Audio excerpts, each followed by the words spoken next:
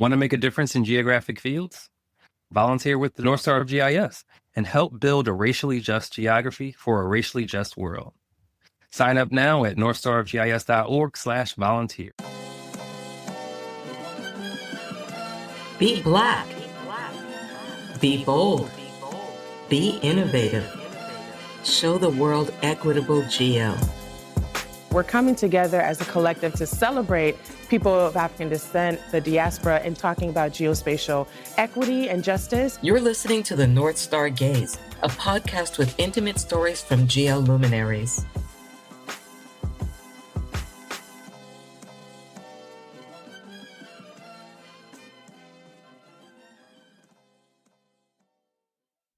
Hi, everyone. My name is Yarior, host for this episode. So when we think about tech, data science, machine learning, and GIS, we rarely think about it in context of history and humanities. And I think that's what really struck me about this particular conversation and this guest. We constantly keep saying GIS is limited by our imagination, but I think our guest embodies just that. Because after I looked at the research that he's done using machine learning and AI, I was blown away by how novel his cause is and the stories he's reconstructing using machine learning and data science. And so that's what I'm really fascinated about. He's presented at the homecoming, and so we're going to get a deep dive into his research, his work. And so, ladies and gentlemen, allow me to welcome Dr. Abraham Liddell. Hi, Abraham. Hello, it's a pleasure to be here. Thank you so much for saying yes to coming to the pod and for your insightful presentation at the homecoming. You're a historian and you're also a data scientist, which is a powerful combination because of the use case I've seen in your research. Before we get into that, do you mind talking briefly about how you got into GIS, your background of history, and where did that connection come from? My background is in history. I got my PhD from Vanderbilt in Latin American history with a focus on the Spanish Caribbean and West Africa specifically, more so a broader focus on Atlantic history. I was motivated to study the movement of free and enslaved Africans and Afro-descendant populations and their social networks. A big component of my research was centered around being able to track individuals. As that evolved, I became involved in the humanities and data science projects while I was still a graduate student. And I began to see a number of ways that I could employ computational methods to get better insights into how people live their lives and to track things like social relationships as those transformed over time. That kind of manifested into a postdoc in data science at Columbia University, which then turned into a research position here at City College, where I work as an associate research data scientist, helping to essentially apply the tools and methods that I had been developing as a graduate student and postdoc to studying the early population of 16th century La Española. It really began primarily as an interest in how can I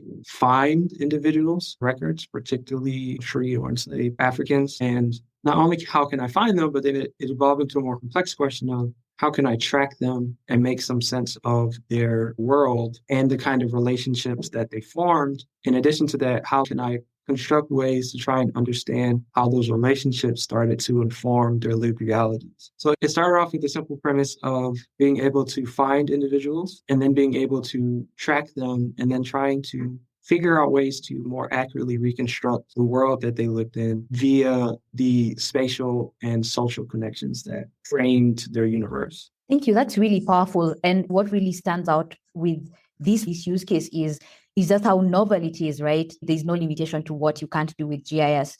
And from an insightful point of view, when it comes to tracking and understanding their lives and how they're connected, what are some of the insights you've discovered with these stories? Yeah, so one fundamental part was thinking through the significance of social connections and how vast their networks were, even though an enslaved person might be separated from their family by a large distance. If you had a connection with someone who was part of a very mobile category like a sailor, that opened the door for a large reservoir of social resources because that individual could connect you to a larger diaspora of people across that are connected to all these other hubs in this Atlantic economy. You have a geospatial component. An individual might be seemingly isolated in one location, but if they have a large enough social web, that links them to a number of other geographical places that can allow information as well as other additional resources like perhaps support, or in one case, someone's literal ability to get free after being illegally re-enslaved. By blending this concept of thinking through geospatial analyses, but also thinking from a social perspective, I was able to make sense of how someone's world could be upended, but then simultaneously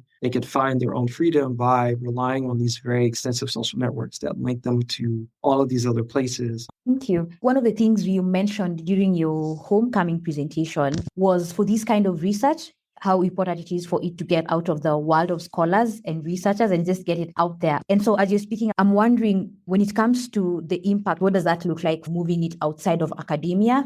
And how would you want to see that evolve outside of that world? Yeah, in my current role, a big part of what we have planned is to rely on the research institute, which I'm a part of, the Humanities Studies Institute here at City College. They are very much community focused. There is a large Dominican population here in Harlem and in Washington Heights. One of the components that we're very excited about is taking digitized records of historical documents, transcribing those, and extracting individuals from these records in the 16th century. There's a significant amount of data that is vital to understanding the early Caribbean from an economic standpoint, as well as a social and cultural one. That projects of that sort make it easier for the public to interact with that information stored in these records. Because in order to read them, for example, you have to have a particular set of skills, both in Spanish or Portuguese language, but also the capacity to read the handwriting, which can be a barrier to scholars who may not be trained in 16th century hand, for example, or if you're a layperson who is just very interested in studying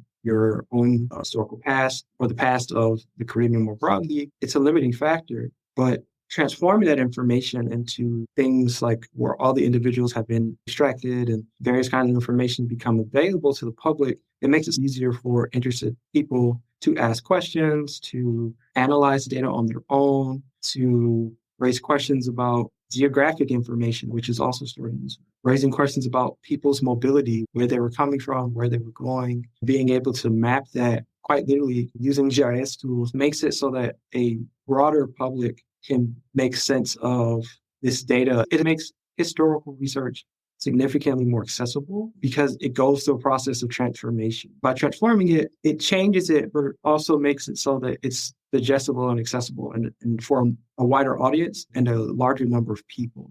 Will always, of course, be people who strictly want to read the documents themselves. You start to get a sense of the depth of their connections, and you get a broader sense of where they are. And so that gives you the capacity to not only think about people moving and information, but also raw physical things. And of course, captives, right? Africans are entering the colony, being able to map more accurately where they're coming from, vital part of historical research. And it's a powerful tool to see individuals. The Spanish had a habit of recording where individuals came from via their surnames. They would ask them where they came from. Some of it was because of the work that they required them at via these merchant diasporas, but sometimes you're able to a degree reconstruct some of these ethnic communities that arrive in places from West Africa. You might see someone with the last name like Fulano, Ran, Mandingo, or Congo. A bit less in the early period, but a bit later, you start to see this increase of people from those regions. And so you're able to create maps that reflect that, right? There's various ways of interacting with that kind of information. The big part of the current project is to go through this process of transformation, but also make it so individuals can visually see, by using GIS tools, spatially where people are, where they move, and what places they have connections to. It makes it more accessible and it adds depth to our understanding of a place when you add these other dimensions. Invest in racial equity in geography. Your donation to the North Star of GIS fuels scholarships, mentorship, community-driven initiatives, and more. Give today at northstarofgis.org/donate.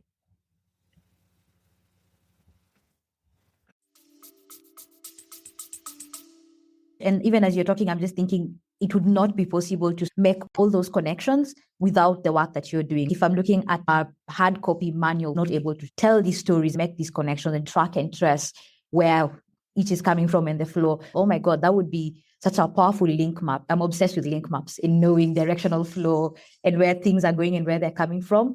And so that creates a lot of context into it's such a rich flow of information you're creating to make it make sense. I'm also really connected with the story in the sense that there's a lot of identity that comes with knowing historical pasts and what that sort of would evolve to in future. I'm relating what you're doing to remote sensing, which is a lot of it pre-processing and how much of a headache that can be. And it's literally me getting data sets from Landsat and it's already there, right? But you're going through hard copy records or historical records. So what would you say are the most underappreciated aspects of your work? I think anyone who works with data would say that it's really all in the processing phase because you're dealing with handwritten images that requires a particular type of approach from a machine learning perspective. So essentially what it is dealing with images with handwritten text recognition, which is a branch of computer vision. So thinking paleographically, there are different hands that vary. And some hands are going to be a bit better. Sometimes they are recopied at a later date. So they're a bit more neat and they're a bit more structured. Other times they were written by different people for different purposes. And so the writing is not very legible. There are other ways of processing phase deals with dealing with some of these problems, things like through, if people are all writing with ink and sometimes the ink bleeds from page to the other. And so you have this overlap that's not necessarily easy to remove depending on what kind of images you're working with. Also, sometimes just the image quality themselves, right? So if you have some images that are at the time when they were digitized or put on microfilm, it had a really bright light centered on the image, which causes some problems. Sometimes it makes some of the text illegible, even with the human eye, so that it's figuring ways around essentially processing the images so that they can be used for machine learning purposes. Because the machine learning component is the sexiest part, right? And that's the part where you're training the model, you're getting outputs, you are making changes. It's an iterative process, but the data processing part, the image processing part is a fundamental part. And then in addition to that, the other part is dealing with the language itself. So obviously it's in Spanish, but given the time in which it's written for additional analysis like text analysis and using natural language processing on the transcriptions, you do have to have some idea about the language itself. And removing artifacts from the images, depending on where you're sourcing the images, maybe there's some damage to the images themselves or to the document itself that can obscure certain words or make them completely illegible. So these are things that you have to work around and figure out how to solve adequately. So yeah, it's that I think is an underappreciated aspect of it. Interesting. And because now when you're talking about the work that goes into that, I'm also thinking, how do you create a balance? Because these are human records you're handling. When it comes to the ethics of balancing the physical records and knowing that these are actual human records, and how do you handle that in terms of ensuring the information is not lost or the pages are not lost? Thankfully, the records we're using have already been digitized, and we have an agreement with the Spanish archive, but they have already been digitized and have already been managed by the archivist there. But of course, even though we're using images that have been digitized, some of which are on microfilm, they do still have some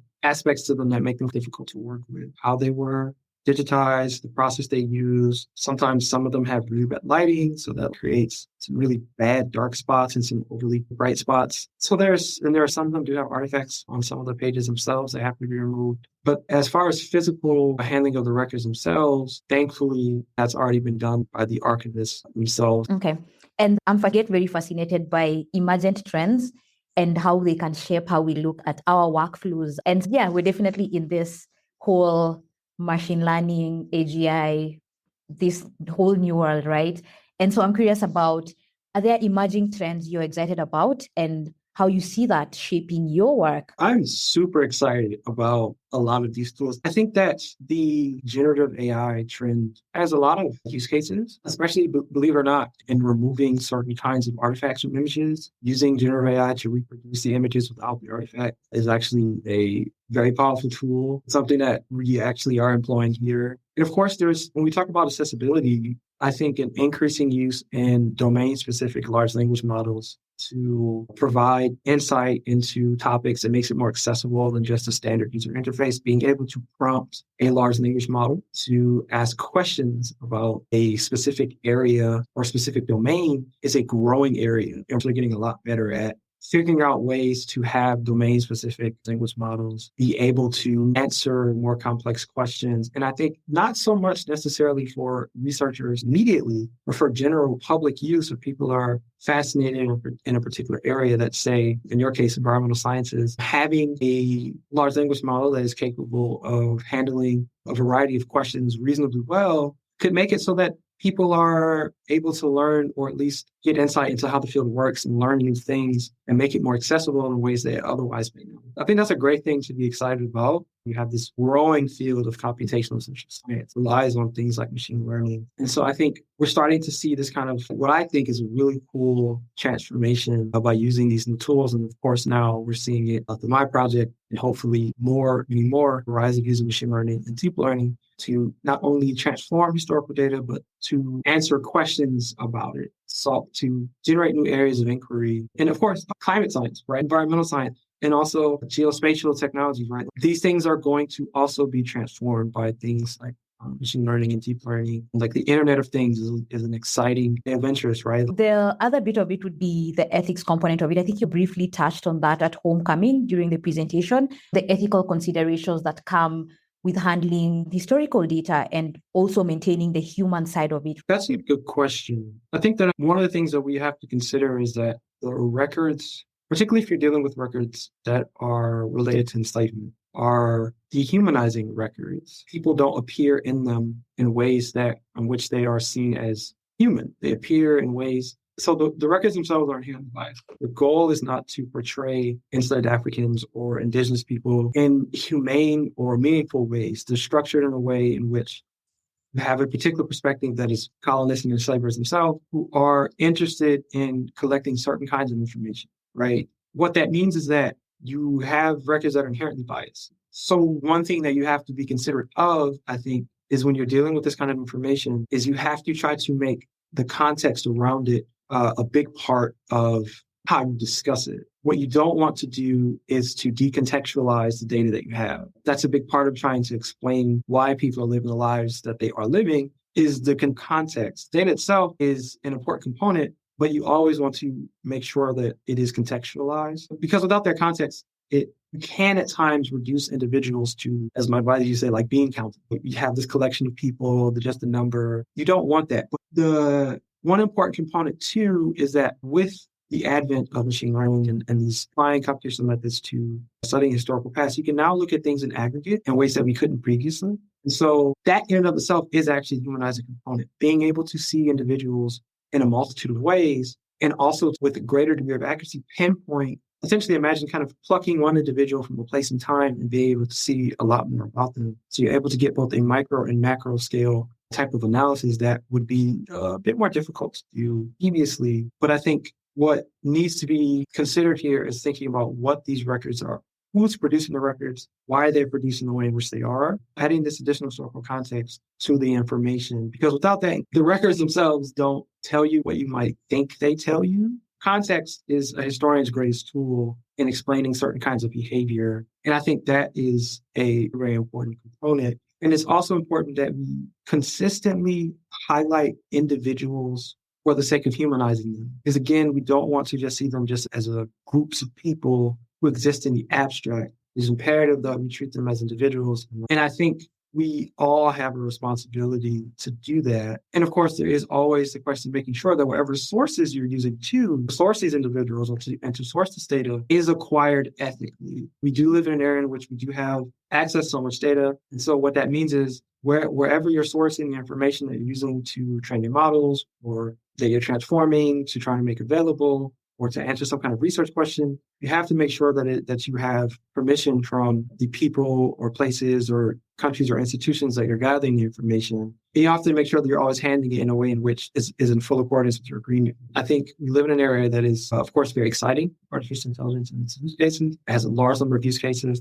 But what makes machine learning and deep learning so important is really the quality and the kind of data that you have, and making sure that you're acquiring that in a manner that is ethical. And you have to take into consideration how you're getting it, where you're getting it from, and making sure that you're using it in a way that is not harmful. And I think that has to be baked into the kind of work that you do. You're working with data of any type, of any sort, especially as it pertains to people. there has to be some kind of process to make sure that it's collected ethically and it's done in a manner that's respectful too. So the subjects that appear in your data need to be treated as respectfully as possible. I think given the fact that this is my domain, I feel a lot more comfortable in that respect, but I do think it's still something you have to be cognizant of because the records themselves are dehumanized, especially because it deals with slavery and other various aspects of colonialization. So you do want to consistently think of ways to highlight that these are people who appear in these records are people worthy of respect, and we should see their lives and struggles as meaningful and treat them with a level of respect, even if that level of respect isn't always transparent in the records about them. So there is still a process of transformation of thinking about how are we consistently respectful of the people who appear in these records? How do we humanize them? Even in the records themselves in which they are not humanized, are literally thought of sometimes as cattle or objects. So the ethics are something that you have to constantly, in a way, it's an iterative process. You're consistently thinking about how can we maintain a respectful approach to talking about the people who appear in these records, because these questions, despite them being part of the past, also still maintain a level of present or contemporary importance. And so that is something that I think is unique to having a project that is centered around the historical past, is that there are echoes into the present, right? You're never fully removed from slavery, transatlantic slave trade, the colonization of the Americas. These are still subject matters that are sensitive and still have modern repercussions. And so it does require a level of care and thinking about humanizing individuals that appear there, seeing them as people, and trying to make sure that whoever interacts with the records themselves understands the context around them and provide some context of the world in which they live, why maybe they behaved a certain way, or why maybe they experienced some kind of phenomenon. You want to make sure that all of that is transparent to anyone who might use them. I would tag that as a masterclass for data and ethics and how we should handle data, because you've talked about so many contexts and you've brought the points home on what the ethics side of it looks like when handling records and the contextualization and being able to humanize that as well. That was very insightful. So I'm going to go back to the theme. And this year we're talking about art, Afrofuturism, and geography. And so based on how you've painted out the picture of what ethics looks like and the handling of these records, I'm curious to know how your perfect utopia would look when it comes to these themes, Afrofuturism, art, and geography. A perfect world, that's a big question.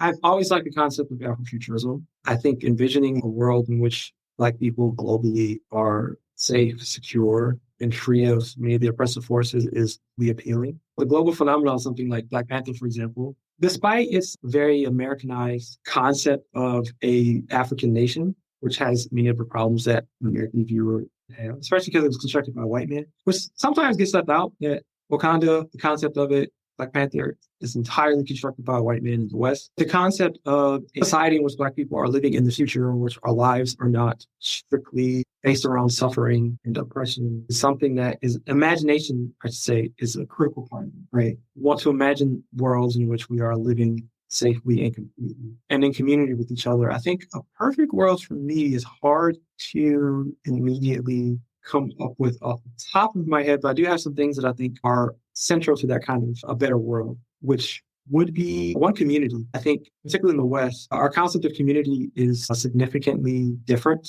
than other places. I would say that community here is not very strong or a sense of it among Western nations. I think it's strong among the Black community, but the concept of living in community with each other and being responsible to other people is a big component of living in a world. I don't know if you're familiar with the concept of punk at all, but it is, I think, a very fascinating solar punk is a panacea, where it is a distinctly community-based world in which people are able to live in harmony with the environment, I would say. It's also distinctly pro-human in the sense that perfect world would be centered around this idea of how do we treat all the aspects of our humanity, or how do we take care of ourselves and not just see ourselves as on producing something. Labor is a component of our lives. We cannot take up the entire spectrum of our lives. It is a small part.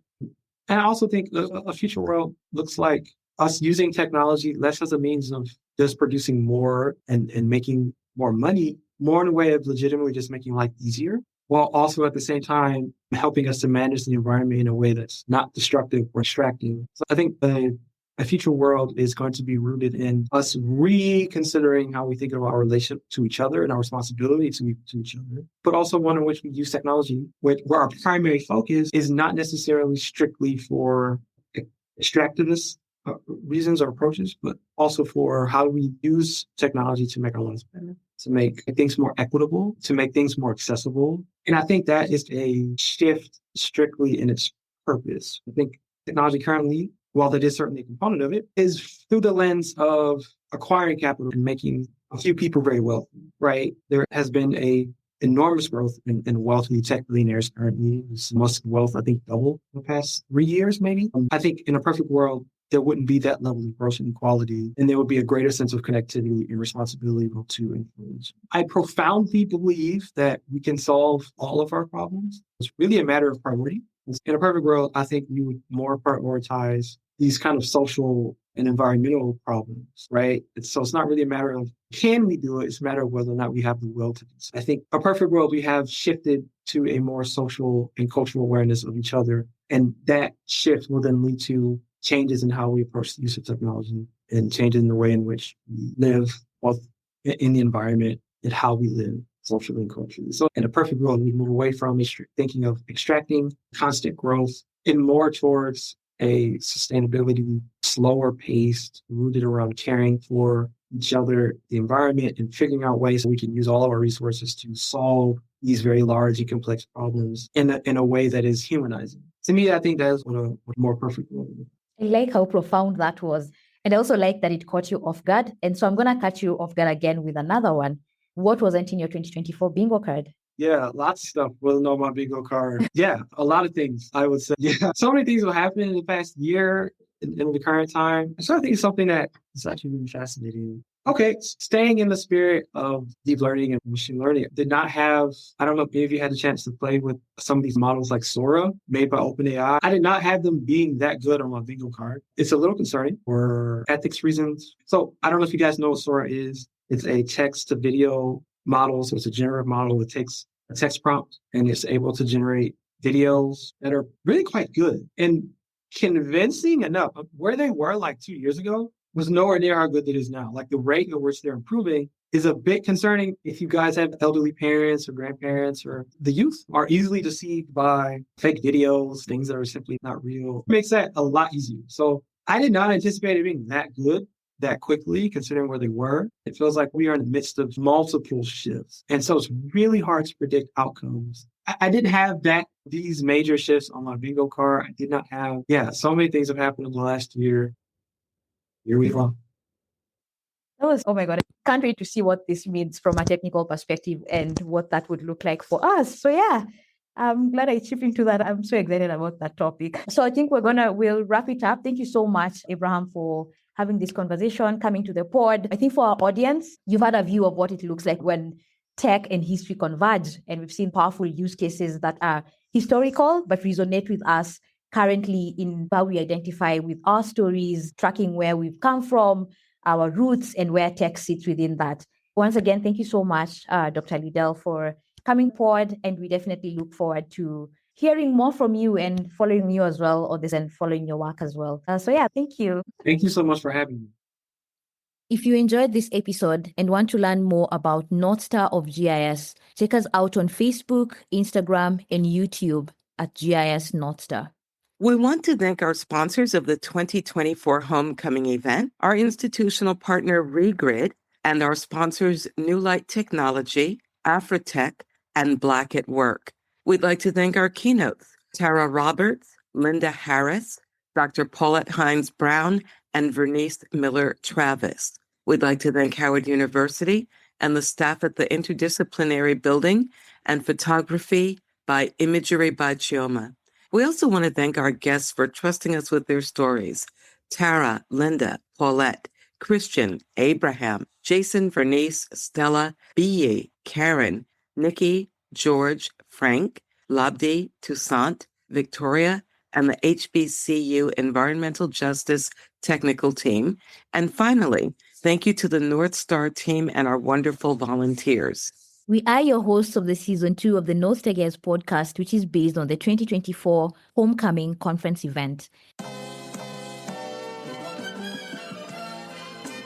Thanks for listening to the North Star Gaze, intimate stories from geoluminaries. If you're inspired to advance racial justice in geofields, please share this podcast with other listeners in your community. The intro and outro are produced by Organized Sound Productions with original music created by Kid Bodega. The North Star Gaze is produced in large part by donations and sponsorship. To learn more about North Star of GIS, check us out at northstarofgis.org and on Facebook or Instagram at GIS North Star. If you'd like to support this podcast and North Star of GIS, consider donating at northstarofgis.org/donate. Or to sponsor this podcast, email podcast@northstarofgis.org. You've been listening to the North Star Gaze.